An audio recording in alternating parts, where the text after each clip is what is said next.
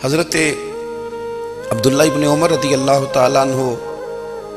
حضرت عمر کے صاحبزادے، مکہ مکرمہ میں ان کی قبر ہے۔ میں نے جب انہیں پڑھا تو مجھے ان سے بڑا پیار ہو گیا، لیکن آپ کو پتہ ہے وہاں جا کے کسی شخص کا مزار تلاش کرنا یا پوچھنا ایک مشکل کام ہوتا ہے۔ تو ایک دفعہ میں مکہ شریف میں حاضر تھا تو ایک گاڑی والا ڈرائیور مجھے کہنے لگا کہ مولانا میں آپ کو جانتا ہوں، مجھے آپ سے محبت ہے، ایک بات بتاؤں آپ کو۔ میں نے کہا بتاؤ۔ کہنے لگے حضرت عبداللہ ابن عمر کی قبر دیکھنی ہے۔ میں نے کہا یہ تو نہیں کہہ رہا، یہ کسی نے بندوبست کرایا ہے، یہ اللہ نے تیرے دل میں بات ڈالی ہے، یہ ہو گیا تو لے چل مجھے۔ حضرت عبداللہ ابن عمر کو نبی پاک نے فرمایا تھا راجل صالح، یہ نیک بندہ ہے، یہ متقی آدمی۔ حضرت عبداللہ ابن عمر رضی اللہ تعالیٰ عنہ سیدنا فاروق اعظم رضی اللہ تعالیٰ عنہ کے صاحبزادے ہیں، اور ان کی ہمشیرہ سیدہ حفصہ رضی اللہ تعالیٰ عنہ حضور کی زوجہ محترمہ ہے۔ ایک دن اپنی ہمشیرہ سے کہنے لگے کہ نبی کریم صلی اللہ تعالیٰ علیہ وسلم گھر میں آئے نا، اور اگر حضور غم امت میں پریشان نہ ہوں، طبیعت کو حشاش بشاش دیکھو تو ذرا پوچھنا تو صحیح حضور کا میرے بارے میں کیا خیال ہے، پوچھنا تو صحیح کہ کریم کی بارگاہ میں میرا کیا مقام ہے، میرے بارے میں حضور کیا فرماتے ہیں۔ اب بہن کو کام بتائے، اور بتائے بھی بھائی، اور پھر بہن وہ کام نہ کرے، یہ تاریخ میں ہوتا نہیں۔ حضرت عمر فاروق رضی اللہ تعالیٰ عنہ کی صاحبزادی ام المومنین رضی اللہ تعالیٰ عنہ فرماتی ہیں کہ میں تو بس منتظر تھی۔ انہوں نے تو کہا تھا نا کہ اگر تم حشاش بشاش دیکھو تو بات کرنا، لیکن حضور تشریف لائے، میری باری تھی، میرے گھر تشریف لائے، کھانا پیش کیا تو فوراً میں نے عرض کی حضور ایک بات پوچھنی تھی۔ تو حضور نے فرمایا پوچھئے۔ میں نے عرض کی حضور میرے بھائی عبداللہ ابن عمر کے بارے میں آپ کا کیا خیال ہے؟ نوجوانوں میری بات پہ غور کرنا، میرے بھائی کے بارے میں آپ کا کیا خیال ہے؟ تو نبی کریم صلی اللہ تعالیٰ علیہ وآلہ وسلم نے میری طرف دیکھا، اور پھر حضور زیر لب تھوڑا مسکرائے۔ اور بریلی کے امام کہتے ہیں کہ حضور مسکرا دیتے تھے نا تو جو بڑا دکھی ہوتا تھا وہ بھی ہنس پڑتا تھا۔ اب سوال پیدا ہوتا تھا کہ پھر تو اس مسکراہٹ کے لیے انتظار کرنا پڑتا ہوگا کئی مہینے کہ حضور مسکرائیں تو رونے والے ہنسیں، تو اعلیٰ حضرت فرماتے نہیں، انتظار نہیں کرنا پڑتا، یہ مسکراتے رہنا تو حضور کی عادت ہے۔ جس کی تسکین سے روتے ہوئے ہنس پڑے، اس تبسم کی عادت پہ لاکھوں سلام۔ یعنی یہ تو عادت ہے حضور کی مسکراتے رہنا، اس کے لیے انتظار نہیں کرنا پڑتا۔ بھائیو آپ خیال رکھیں گے، غور کریں گے، حضرت عبداللہ ابن عمر رضی اللہ تعالیٰ عنہ کے بارے میں پوچھا تو سیدہ فرماتی ہیں کہ نبی کریم صلی اللہ تعالیٰ علیہ وسلم نہ زیر لب مسکرائے اور فرمایا حفصہ تیرا بھائی ہے تو اچھا، لیکن میں نے سنا ہے کہ عشاء کی نماز پڑھتا ہے تو فجر تک سویا ہی رہتا ہے۔ او نوجوانوں، 10 بجے تک سونے کی بات نہیں ہوئی، 9 بجے تک سونے کی بات نہیں ہوئی، 11 بجے اٹھنے کی بات نہیں۔ حضور فرمانے لگے میں نے سنا ہے کہ عشاء کی نماز پڑھ کے سو جاتا ہے اور فجر تک سویا ہی رہتا ہے، اسے چاہیے کہ تہجد کے وقت اٹھا کرے، اللہ کی بارگاہ میں حاضر ہوا کرے، آہوزاری کرے، سجدے کرے، عبادت کرے، اٹھتا ہے اور فجر میں جا کے اٹھتا ہے۔ حضرت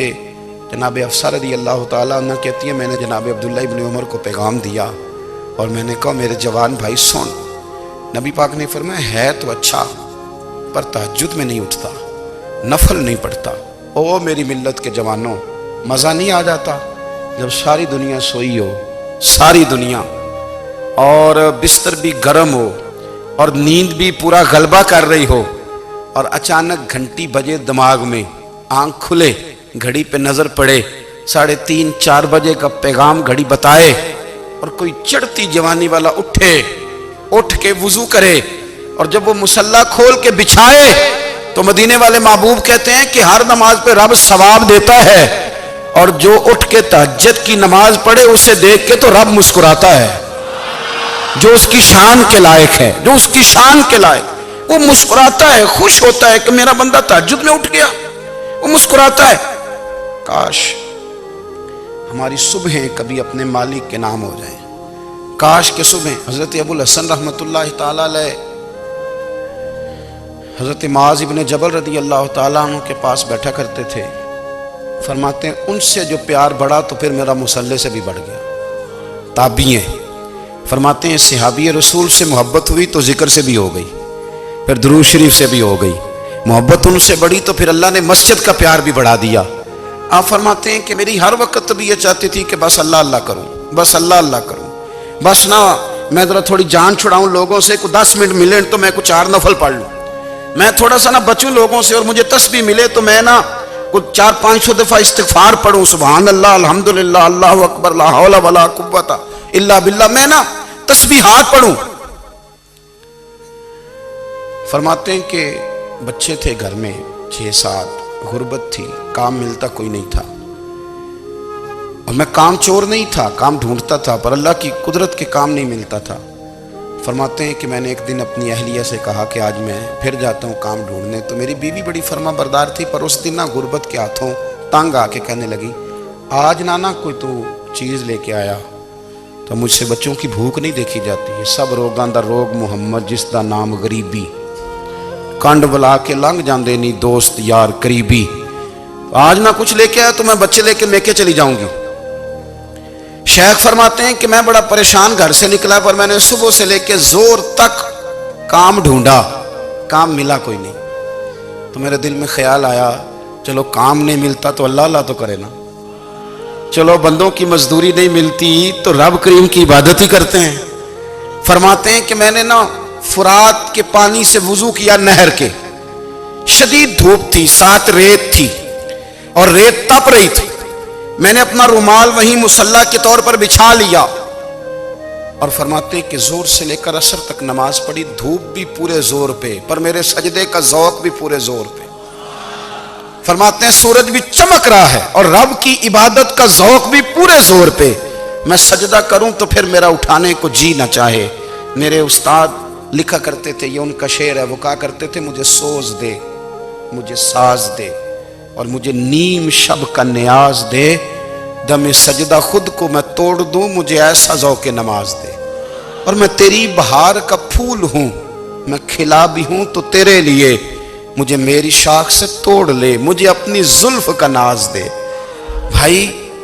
फरमाते हैं कि असर तक मैंने नफल पढ़े, दिल ढलने लगा, असर की नमाज पढ़ी और मैं वहां से चला।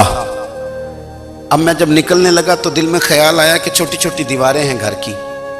बगैर कुछ लिए जाऊंगा तो बीवी दूर से देखेगी तो शोर करेगी कि फिर खाली हाथ आ गया है। कहते मैंने अपने उसी रुमाल में जिस पे मैंने नमाज पढ़ी थी ना, रुमाल में की आखिर पंजाबी जसाफा कहते हैं, उसी में ना मैंने कुछ रेत भर ली कि वो दूर से देखेगी तो समझेगी कुछ लेके आया है, चलो जाके उसे बता दूंगा कि आज फिर मजदूरी नहीं मिली। कहते हैं वो रेत लेकर जब मैं घर में गया तो पहले बीवी दरवाजे पे खड़ी होती थी, पूछती थी खाली हाथ आ गए हो, आज मैंने देखा तो है ही कोई नहीं। फरमाते हैं मैं अंदर दाखिल हुआ, सलाम लिए, कोने में मैंने वो रुमाल रख दिया और मैंने आवाज दी कि भली मानस कहाँ हो, तो वो कहने लगी आप मुंह हाथ धो ले, मैं रोटी लेके आई। मैंने कहा रोटी कहां से आ गई, यहां तो कई दिनों के फाके,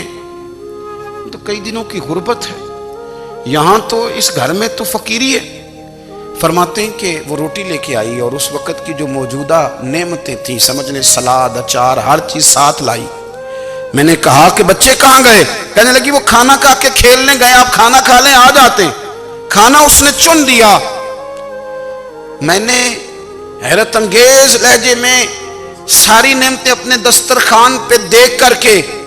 बीवी से पूछा ये कहां से आया खाना, बच्चों को तूने कहां से खाना खिलाया, ये सारा कुछ कैसा है। तो कहने लगी पता नहीं आज आप किस करीम की मजदूरी करने चले गए थे,